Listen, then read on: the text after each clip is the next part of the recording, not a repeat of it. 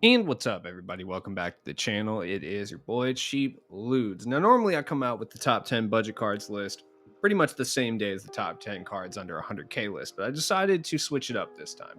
And the reason for that is because I wanted to wait for the eventual super packs and then the additional NBA 75 packs to come out before I made the top 10 budget card list.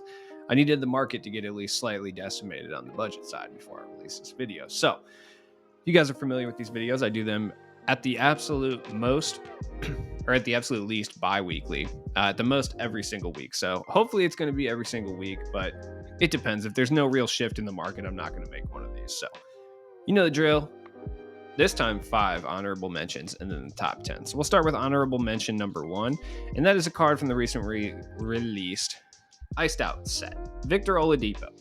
You can get this card for as low as like 6K, is about as low as I've seen it. I think I've seen it a little bit lower, but Victor Oladipo is really good.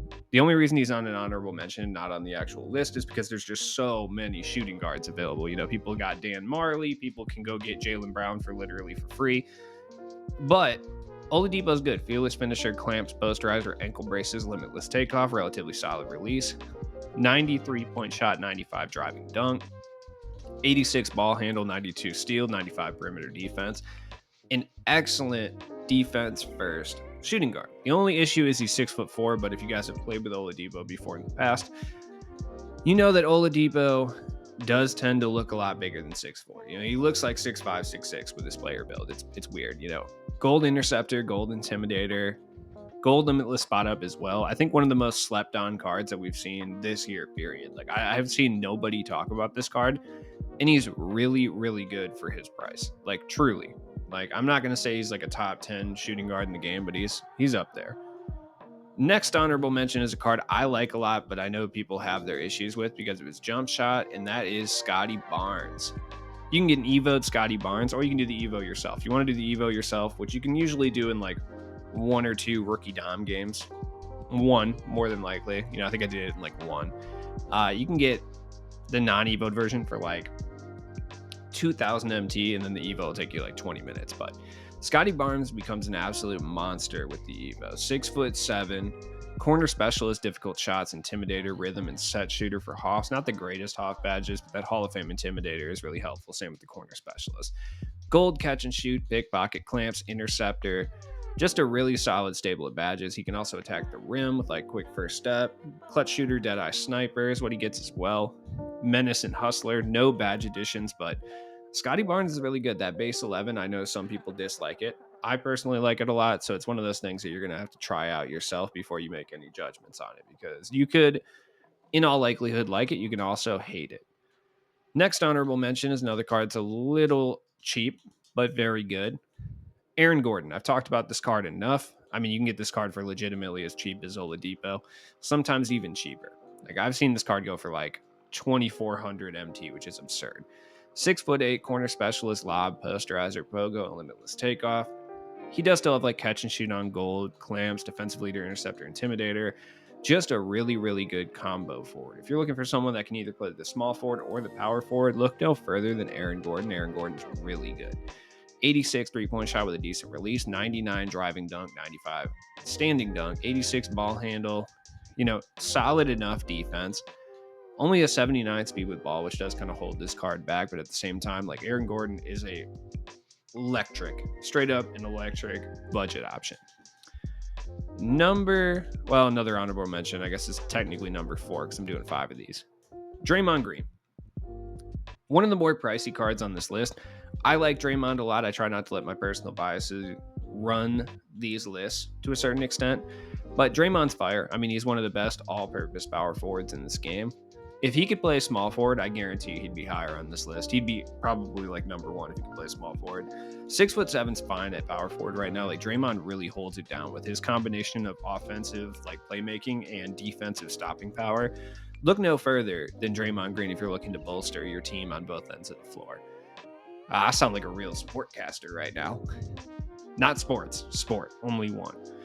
Intimidator, dimer, defensive leader, post move lockdown, menace and hustler, solid stable of badges like overall catch and shoot, corner specialist, glue hands, rim protector on gold, clamps, interceptor, rebound chaser, pretty much everything you need. He doesn't have range, but it's really not that big of a deal at this point, especially at the power forward position. If you're running a Hawks freelance, which majority of people do, he's probably just going to end up in the corner most of the time anyway. But if you're looking for like a point forward, look no further than Draymond.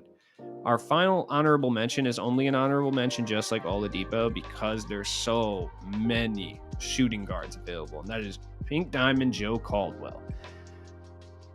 Joe Caldwell is fire. He was my bench shooting guard for only a week, unfortunately, and that just has a lot to do with how much I like Thunder Dan Marley. I love Thunder Dan Marley. And Jaylen Brown coming out. But he was my starting shooting guard for like a week, and 6'5", like base 22 release, really fire. Catch and shoot, posterizer, pogo, mismatch, sniper, unstrippable, limitless, slippery, and fast twitch. Overall, good amount of badges too. He's got like gold pickpocket, gold clamps, interceptor, intimidator, defensive leader, like lucky number 7, limitless spot up on gold as well. Which gold limitless spot up plus base 22 is fire, especially on current gen. Deadeye, hot zone hunter, menace, ball stripper, hustler, like just nothing wrong with this card whatsoever. 93 point shot, 95 driving dunk, 86 ball handle. He can operate as a secondary ball handler with a 90 perimeter defense too. This card is so well rounded. I would say the only issue is he's 6'5" and his player build is a bit small, so he's going to look kind of small out there. But Joe Caldwell can hold it down. Now to the actual list. Number 10, Dave Bing. Dave Bing is actually really good. You can get this card for like discard value, so like 1,000 MT. I think the lowest I've seen him is like 1,500, but I guarantee he even goes lower than that. Now that they fixed his jump shot, because he went from having arguably the worst jump shot in the game for a point guard especially, to one of the best with jump shot 4. Like 85 3-point shot, 60 driving dunk isn't great, but that's what a lot of point guards have at this point. 90 ball handle, like 88 perimeter defense, 92 speed. There's just not much that Dave Bing doesn't do. Like his one Hoff badge is Giant Slayer. I wish it was something else, but still not bad. Catch and shoot on gold, glue hands, dimer, blinders, like very well rounded as far as his badges too. Even his silver badges are all really good. Like Silver Chef, like Silver Circus, Interceptor, Clamps, Big Pocket. Yeah, you want to upgrade those to a certain extent, but if you're looking for just a pickup right now point guard that can hold it down for you for cheap, the point guard position is the hardest to fill out when it comes to budget cards because there's just not very many budget point guards at all. You could do a lot worse than Dave Bing, for sure. Number 9, you guys know how much I love this card, so he's on the list, even though it is kind of lower. Scottie Pippen. Now, preferably the NBA 75 one, so you can add specific badges to them, but the Tis the Season one would be like a worthy replacement if they weren't basically the exact same price, so it doesn't really matter. Scottie Pippen has some of the best defensive animations in the game, 6'8", great size for a shooting guard, small forward. I get confused because last year we got a diamond Scottie Pippen at the same time that played shooting guard, and this one doesn't, which sucks, but I still think Scottie Pippen is incredible. Very well-rounded too. Slow jump shot, but with a very large green window, so it's very easy to green, especially off the catch and shoot on both gens. 95 perimeter defense, 92 steal. Even the rebounding stats are good. He attacks the rim. Like, there's not much this card doesn't do. He's not going to be able to shoot from range off rip, but you can't add it to him if you so choose to do that. The only knock I have on this card really is the 57 shot contest tendency is kind of whack. Now, it's not the worst thing in the world. He does contest shots at a higher clip than that for the most part. And when I say that, I mean like his CPU variant will. If you have the CPU controlling him, he will put his hand up a little bit more than that. But it's still not as much as he'd like. Hall of Fame clamps, defensive leader, off-ball, tireless, and menace, though. Really, really solid. He booms over everyone. It's got a great jump shot. As far as I'm concerned, I love the jump shot. Some people hate it. It is what it is. I like Scottie Pippen. Number 8. Now, this card might be a little shocking to see on here. I've seen people hype it, though. Carlos Boozer Pink Diamond.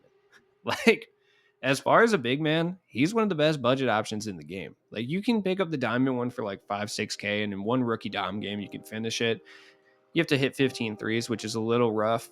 But if you have someone out there, you have the right coach, like a perimeter-centric coach, and then you have like a guy with floor general and dimer out there as well. Throw like a gold shoe on him with +3. You can get it done in one game. Or if you want to skip all that, just pick this one up for 14K. Like, you know what I mean? 6'9" catch and shoot corner specialist, drop stepper, rebound chaser, set shooter, green machine, hot zone hunter, all really solid badges. There's not much this card doesn't do. Not going to dribble really, but he does have like gold range and stuff. If you're looking for like a 3-and-D spot up big man, you could do a lot better than a lot worse than Carlos Boozer. You can also do better, certainly, but you could easily do worse. Number 7. This card was so expensive for so long, and it's finally like calmed down price wise. Still one of the more expensive cards on this list, but Andrew Wiggins is such a monster. Like, so good. Huge player build at 6'8", about the same size as Scottie Pippen player build wise. Like, fearless, posterizer, unstrippable, limitless, and fast twitch. If you're looking for an attack first wing, Andrew Wiggins might be the guy for you. Base 22, gold clamps, interceptor. Like, this card's really, really good. As far as badges you can upgrade on him, you can upgrade his menace and his pickpocket, which I think is very helpful for him. You can also give him Intimidator, which he doesn't come with standard. I cannot talk today. I don't know what my deal is. Lucky number 7, Circus 3, is you can give him Limitless and Chef if you want to. One thing I would recommend giving him is Clutch Shooter. It's relatively cheap, and it'll help you out at the end of games for sure. Sniper is helpful as well. Deadeye for sure, but those are a little bit more of the expensive badges. Wiggins is still really good for what you can get, though. Like, at that price point, very solid. Number 6. You already knew my boy was coming through at some point. You just didn't know when it was. Mike Miller. Dude, Mike Miller is so good. Not the greatest defender. You have to accept that before picking him up. But if you're looking for a cheaper version of kind of what Klay Thompson brings you, I've noticed that like base 22 guys are always super cheap in this game. It's a good jump shot. I don't understand what it is. I don't know if they just put it on like weird name guys so it never gets hyped. The only base 22 guy that's ever consistently expensive is Jimmy Butler, but they're all about pretty much good. Like pretty much every base 22 guy is like a 3-and-D guy. I don't understand. It's like the 3-and-D specialist. Like release. They always give it to like Wiggins, who's usually a 3-and-D guy to a certain extent. They always give it to like Sam Jones, who basically gives you that. Jimmy Butler. Mike Miller is not a 3-and-D guy, though. He is a score first option. Catch and shoot, posterizer, solid dribble moves, limitless spot up, downhill, quick first step, limitless takeoff. You could do worse than using Mike Miller, the GOAT. Mike Miller is solid. He is. I like him a lot. Number 5. I've talked about this card a lot, so I'm not going to go into too much detail here, but Larry Bird. Probably one of the best power forwards, if not the best power forward that you can get for this price. Like, truly. This is an elite level power forward that you can get at, what, 10K almost? Like, that's crazy. 6'9", catch and shoot corner specialist, tireless blinders, limitless set shooter, sniper, bullet passer, and hustler. In addition to some pretty solid gold badges as well. Larry Bird is going to be slow. He's not going to be handling the rock, but if you know that already and you're looking for an offense first power forward or a small forward, you play either just fine. Look no further than Larry Bird. Number 4, there are some glaring issues with this card, certainly, but the center position at the budget tier is so weak that it's hard not to like mention this card. I think he is the most expensive card on this list, though. He's like consistently 25 or 20 to 25K. You can get some for like 19.9, but Bill Russell, 6'10", catch and shoot corner specialist, rim, intimidator, post move lockdown. He does have like gold clamps, interceptor, defensive leader. He also has like gold limitless and set shooter and sniper. He has an ugly release. I'll be the first to tell you that. I mean, once you get used to it, it's usable for sure. I believe it's set shot 17. Same one as like Wilt will have as well. God, they got rid of set shot 4 and made it base 4. It'd be so sweet if they got rid of set shot 17 and made it base 17, because that means that Bill Russell would have the same release as Havlicek, which would be fantastic. Bill Russell's good. You just need to know what you're getting with him, which is a 3-and-D exclusive stopper. That's basically it. Number 3, this card is ahead of Bill Russell for the simple fact that his price is better, and that's Evan Mobley. You can get him for like 2,000 MT. I've talked about this card a lot. The best budget center in the game, 7 foot tall. Great stable of gold badges. Like, he's not going to bring you as much offensively as some of the other guys on this list. Defensively, he's really good, but he's just super well-rounded. He's not handling the ball, but he can do pretty much everything else. Plus, he's got a great jump shot. Number 2. Now, once again, I will say that there's just so many good shooting guard options, like truly. but Buddy Hield deserves to be up here. He's still really good, but New Year's resolution packs were so weird because I felt like the cards that came out were really, really good, and then all of a sudden they just got completely overshadowed, like almost instantaneously, which kind of sucks. But Buddy Hield's still good. 6'4", pickpocket, pick dodger, clamp, stop and pop ankle braces with that Kobe base, catch and shoot, corner specialist, like interceptor, intimidator, blinders, limitless spot up, and chef. Like Buddy Hield can really hold it down. He's like the perfect blend for a shooting guard. Just a little bit small at 6'4", but he does have like super gangly slender man arms, which are helpful. There's just not much wrong with this card. Plus, he plays great defense, which is shocking. 92 perimeter with a 92 steal. Fantastic. I forgot what his tendencies are, but I think they're okay. Yeah, they're just kind of middle of the road. The 52 foul tendency does hurt the card's value, though. I will say that. And number one, this one's kind of going to be a shock, I think. But it's just like the production you can get out of this card for his price is crazy. And that is Diamond Jamal Crawford.